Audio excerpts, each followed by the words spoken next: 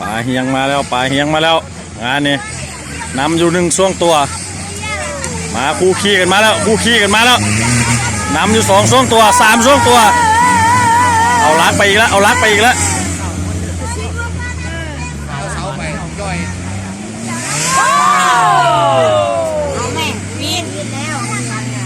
หงายท้องแล้วหงายท้องแล้ว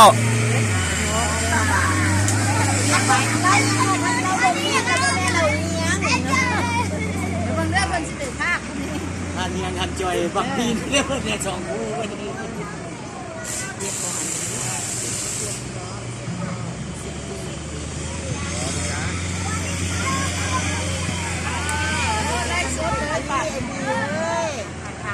มาจอดตันนี่นะ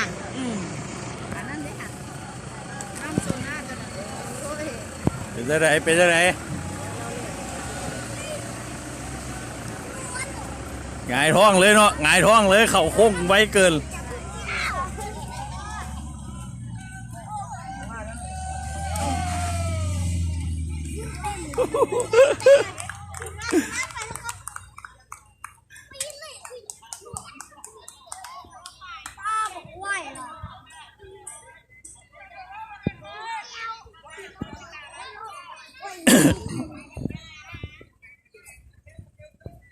หงายท้องเนาะหงายท้องเนาะคุณบ่เป็นยังคุณบ่เป็นยัง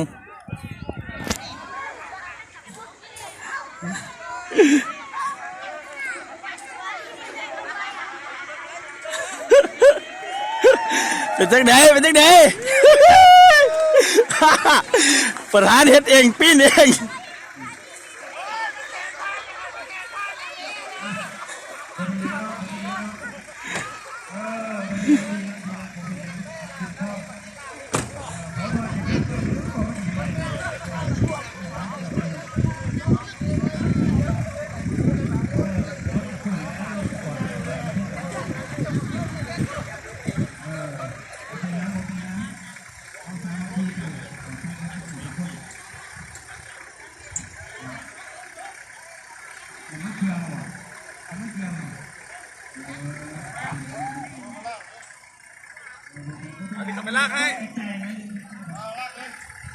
ไปเข้าไปลากออกเข้าไปลากออกเฮ้ยยกมือจากกล้องเลยแม่ยัง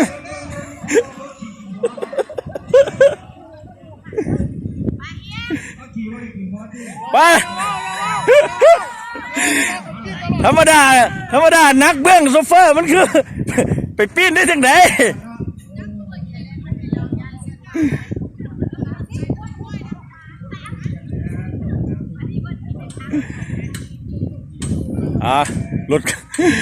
รถกู้ภัยมาลากออกไป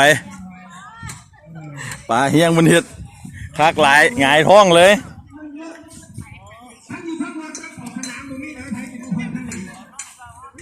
เป็นไหนบุเจ็บจี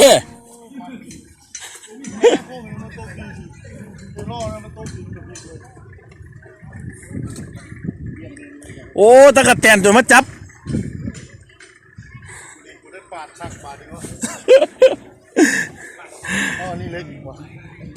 ตะกะแตนโอ้มือแรงปจักนี่นะเลขนี่นะ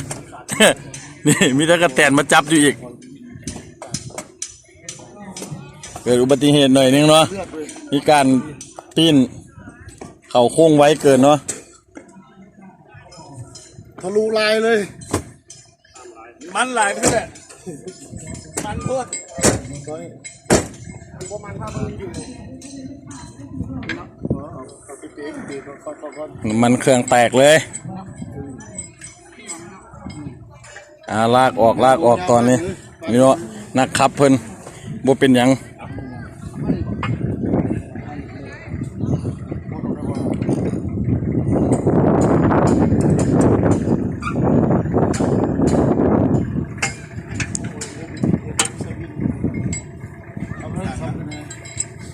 เป็นโมอะไรอยู่เด้อ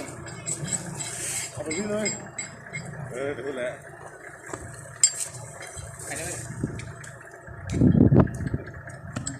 เช็ดก่อนเพื่อนเบิดเลย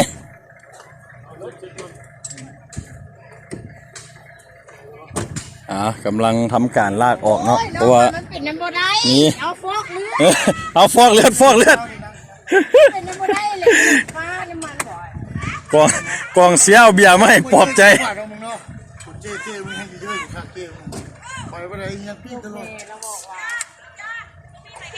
เพิ่นว่าคันบ่ปีนบ่เป็นเหียง จะไปเจ้าค่อยว่าเราต้องเฮ็ดเราไม่อยากเจอกันละ ไปทำการลากออกเนาะเรียบร้อยเก็บมือแป้งอยู่เวียงลากไปบ่เป็นหยัง เรียบร้อย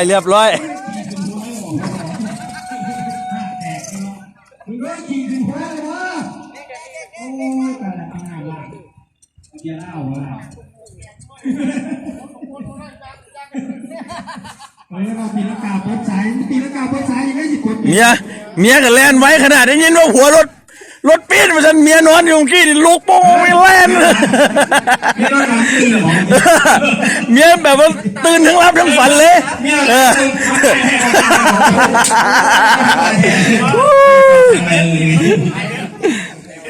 บอกไม่ให้พอบอตัวนั้น บอกเขามาเบิ่งอาการบ่หรือมาซ้ำ